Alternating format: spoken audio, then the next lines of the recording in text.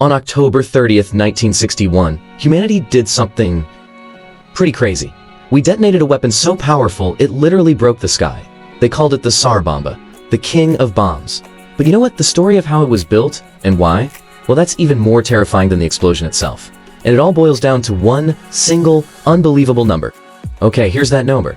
50 megatons. Now I know what you're thinking. That just sounds like a big number, right? What does it even mean? Well, let's try to wrap our heads around this. This one bomb, this single bomb, was 1,570 times more powerful than the atomic bombs dropped on Hiroshima and Nagasaki, combined. Still not getting it? How about this? It was 10 times more powerful than every single conventional explosive used in the entire Second World War. Yeah, all of it. You know, for the people who actually witnessed this thing from hundreds of kilometers away, the explosion wasn't just big, it was wrong. It was unnatural. One observer described hearing a remote, indistinct, and heavy blow as if the earth has been killed. Can you imagine that? Not just a bigger bomb, but the feeling that they had violated some fundamental rule of nature. And here is where the story gets truly insane. You think a weapon that could kill the earth would take, what, a decade to build? 5 years? Nope. This monster went from an idea, a direct order, to a full-blown detonation in just 112 days. That's 16 weeks. 16. So the real question is, how? How on earth did a small team of scientists under unimaginable pressure create the king of all bombs in less than 4 months? Alright, so to understand how, you gotta know why. And this story, it doesn't start in a science lab. It starts in the mind of one very powerful man, the Soviet premier Nikita Khrushchev. It was the absolute peak of the Cold War, and he wanted to send a message the entire world couldn't possibly ignore. So check out this timeline. It is absolutely bonkers. On July 10th, Khrushchev says, "Go, build me a 100 megaton bomb." Just a few days later, the lead scientist, a guy named Andrei Sakharov, gets his team together in a top-secret lab. A month later, in August, they've already decided to scale it back to a 50 megaton test version. And then, boom, October 30th, they set it off. This wasn't some slow, careful research project. It was a flat-out sprint. And that's the key right there. See, this bomb was never actually meant for a battlefield. As a weapon, it was totally useless. Khrushchev basically admitted it. He said the whole point was to break an agreement on not testing nukes and, as he put it, show the imperialists what we could do. This wasn't about winning a battle, it was about political muscle. It was propaganda so loud it could literally shake the planet.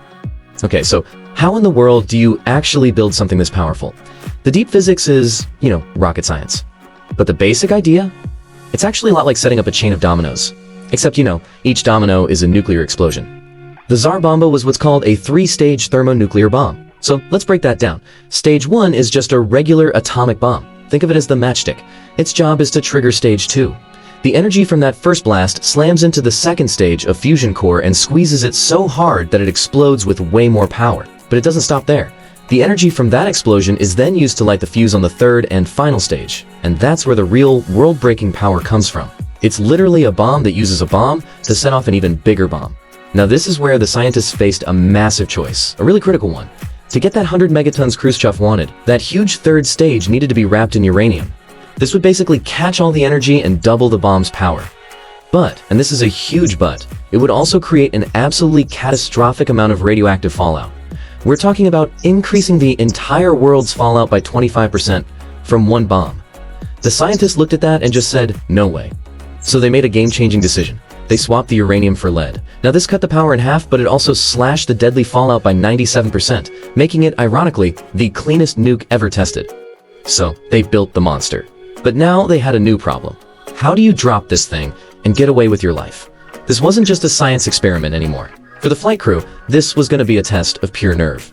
I mean, just get a load of this thing. They nicknamed it Big Ivan, and it was an absolute beast. We're talking 8 meters long, about the size of a school bus, and it weighed 27 metric tons. It was so huge that a normal bomber couldn't even carry it. They had to take a special plane and literally chop off the bomb bay doors and rip out fuel tanks just to fit this monster underneath. And this number, this is the one that would keep you up at night. 50%. That was the crew's estimated chance of survival. A coin flip. After all the math, all the planning, the smartest people in the country basically told these pilots, alright, you've got a 50-50 shot at making it home. Talk about pressure. So how do you buy a flight crew a chance to survive? You give them time. And time, in this case, came from this massive 800-kilogram parachute. The plan was, once the bomb was dropped, this giant parachute would open and slow it down for 188 seconds. That gave the pilot just over 3 minutes. 3 precious minutes to fire all the throttles and get his plane 45 kilometers away before all hell broke loose behind him. And then, it happened. At 11:32 a.m. Moscow time, 4 kilometers above a frozen island in the Arctic, the Tsar Bomba went off. And the stats that describe what happened in the next few seconds, well, they're just not gonna sound real. Okay, first up, the fireball. It was 8 kilometers across. That is so big that even though the bomb exploded 4 kilometers up in the air, the fireball still expanded down to touch the ground, and at the same time, swelled up to reach the altitude of the plane that had just dropped it. Insane. And the mushroom cloud, it reached 64 kilometers high. To put that in perspective, that is 7 times taller than Mount Everest. It literally punched a hole through our atmosphere and went all the way up into the stratosphere. The shockwave was so powerful that it shattered windows in tiny villages almost 1,000 kilometers away. That's right, houses in Norway and Finland, countries that were hundreds and hundreds of miles away, had their windows blown out. It wasn't just the ground that shook, it was the air itself. The pressure wave from the explosion was so huge, scientists tracked it circling the entire globe. It went all the way around the Earth, 3 times. And what about that flight crew with their 50-50 odds? Well, they almost didn't make it. The shockwave slammed into their bomber when they were 115 kilometers away. It hit the plane so hard that it instantly dropped 1 full kilometer, that's over 3,000 feet, before the pilot miraculously wrestled back control and managed to fly them home. So, after all that, after the sky burned and the planet shook, everyone was left with the same question. What was the point? What did this display of almost godlike power actually accomplish? The honest truth? As a weapon, the Tsar Bomba was a total failure. It was way too big and heavy to actually use on an enemy. And get this, military experts figured out that the full 100 megaton version was so ridiculously powerful, the plane dropping it would have been destroyed by its own blast. No escape. So no, it wasn't a weapon. It was created for one reason and one reason only: to be the ultimate, terrifying symbol of power. And that brings us to the final, most chilling piece of this whole story. Everything we've just talked about, the 64-kilometer mushroom cloud, the shockwave that circled the Earth 3 times, all of that came from a 50-megaton bomb. But you have to remember something. The original plan, the blueprint, was for 100. The monster they built was the nerfed version. They deliberately powered it down. The weapon they actually designed, the one they had the plans for, was twice as powerful as the one that shook the world. They just chose not to build it. The Tsar Bomba was never used in a war. It was a monster they built just to show that they could, and then they put it back in its cage.